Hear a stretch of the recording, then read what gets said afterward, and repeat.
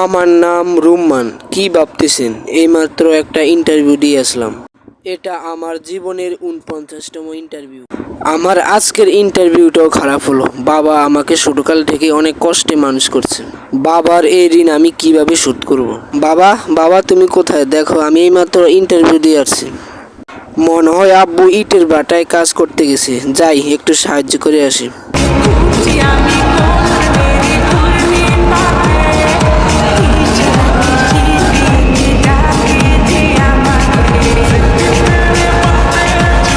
ফেলুদা মনে হয় আমার জন্য অপেক্ষা করতেছে। আমি চলে এসেছি জান। বাবু, তোমার কি এবার চাকরি হয়েছে নাকি তুমি আগের বারের মতো ব্যর্থ হয়েছ? প্রতিবার তুমি বলো তোমার চাকরি হলে তুমি আমাকে বিয়ে করবে, তারপর তোমার চাকরি হয় না আর তুমি আমাকেও বিয়ে করো না। আমার বাবা আমার বিয়ে অন্য জায়গায় ঠিক করেছে। আজ থেকে তুমি আমার সাথে কোনো যোগাযোগ করার চেষ্টা করবে না। তোমার সাথে বেকার। হে আল্লাহ, তুমি আমার চাকরিটা মিলিয়ে দিও আল্লাহ। অনেক কিছুতে হারিয়েছি আল্লাহ। এই চাকরিটা না পেলে আমার পরিবার পথে বসে যাবে। May I come in sir? Yes, I come in. বলো, তোমার নাম কি? রুম্মান। মানুষের শরীরে কয়টি হাড় রয়েছে? ২০৬টি।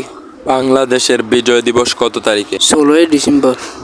তোমার পরিবারে কয়জন সদস্য রয়েছে? ৫ জন। তোমার কি কোনো গার্লফ্রেন্ড আছে? না। তুমি অনেক ভালো ইন্টারভিউ দিয়েছো। দেখি তোমার চিভিটা দেখি।